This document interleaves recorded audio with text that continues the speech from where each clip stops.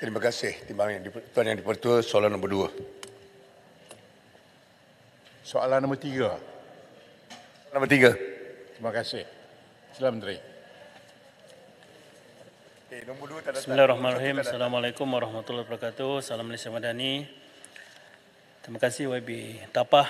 Tan Sri Yang di-Pertua, Kementerian Sumber Manusia sedia maklum akan jawapan yang dikemukakan kepada YB pada 14 Mac 2023 di Dewan Rakyat. Untuk makluman, berdasarkan perkembangan teknologi digital seperti dengan izin, blockchain dan pelbagai sistem lain, maka cadangan pelaksanaan e-wages perlu diperhalusi dan dibincangkan semula pihak berkepentingan seperti Kementerian Dalam Negeri dan Kementerian Kewangan. Sehubungan itu, Kementerian Sumber Manusia memerlukan masa untuk membuat penelitian dan perbincangan lanjut dengan pihak-pihak berkaitan, termasuk pihak Bank Negara Malaysia berhubung pelaksanaan sistem e-wages. Penelitian ini juga perlu dinilai berdasarkan pindahan Akta Kerja 1955, Akta 265 yang dikuatkuasakan pada 1 Januari 2023 yang telah memperkenalkan klausa baru, iaitu subsection 25 dan 25A.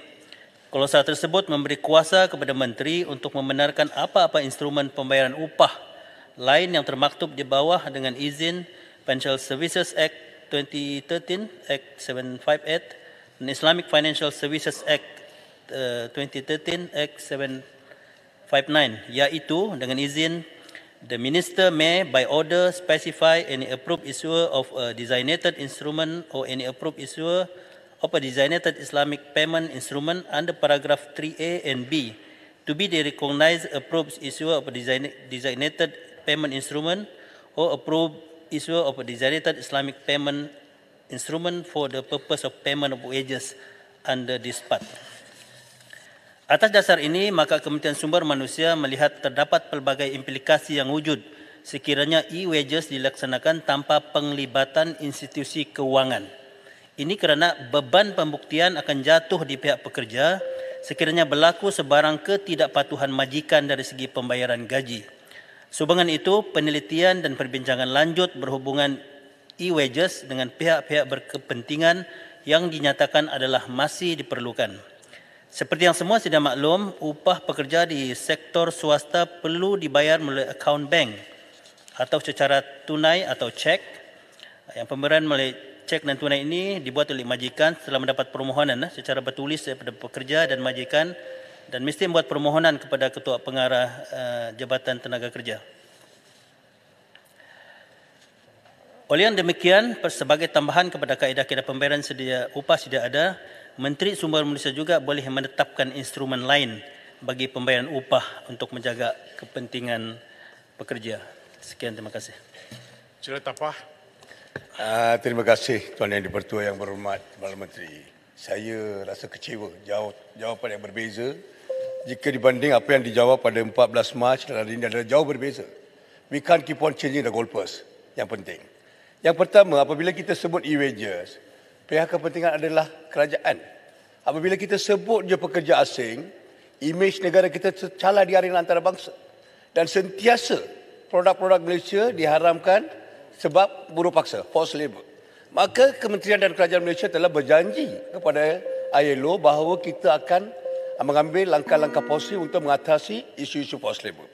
Maka satu perkara yang serius adalah majikan tidak bayar gaji kepada pekerja on time ataupun langsung tak bayar. Dan kita tidak mekanisme untuk memantau. Kita lihat keadaan pekerja asing masuk di negara kita secara halal dengan dokumen yang sah. Apabila majikan tak bayar gaji, mereka lari daripada majikan. Maka yang masuk di negara secara halal jadi pekerja haram, jadi parti.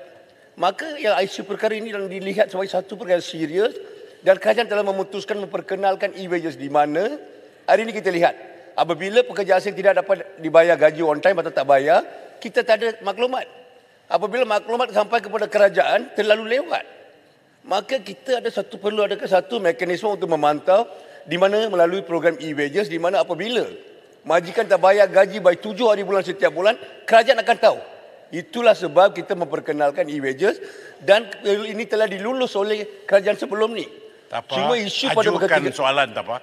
Pak, isu ketika pada itu, walaupun e-wages dilulukan oleh Kabinet, cuma dinasihat untuk mengurangkan kadar sebab kita dalam fasa pemulihan. Itu saja isu. 14 Mac yang berhormat jawab, kita sedang berbincang dengan KDN dan Kewangan. Tetapi hari ini saya lihat satu jawapan yang jauh berbeza daripada apa yang telah dijanjikan. All we need bukan MGM yang berhormat. Nota kabinet untuk maklumkan berapakah charge untuk melaksanakan, itu je masalah. Itu yang ditangguhkan, bukan kelulusan ditangguhkan. Ada soalan-soalan? Soalan bila akan diimplementasi. Bagi tahu yang berhormat menteri, tak perlu MGM, perlukan nota kabinet untuk menentukan kadar. Terima kasih. Saya jawab itu saja. Terima kasih soalan tambahan daripada YB Tapah. Kita akan ambil maklum tentang saranan yang dibuat oleh YB Tapah untuk kita tindakan selanjutnya.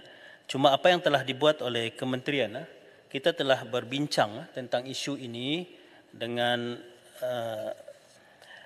stakeholder termasuk Bank Negara, dan Bank Negara pun memberi pandangan supaya perlu diteliti. Jadi itu yang mungkin memerlukan masa, tapi mungkin kita boleh ambil kira lah pandangan daripada Yang Berhormat Tapah selaku mantan menteri untuk kita teruskan apa yang telah dibincangkan sebelum ini dan untuk tindakan selanjutnya. Okey, Baik, terima kasih.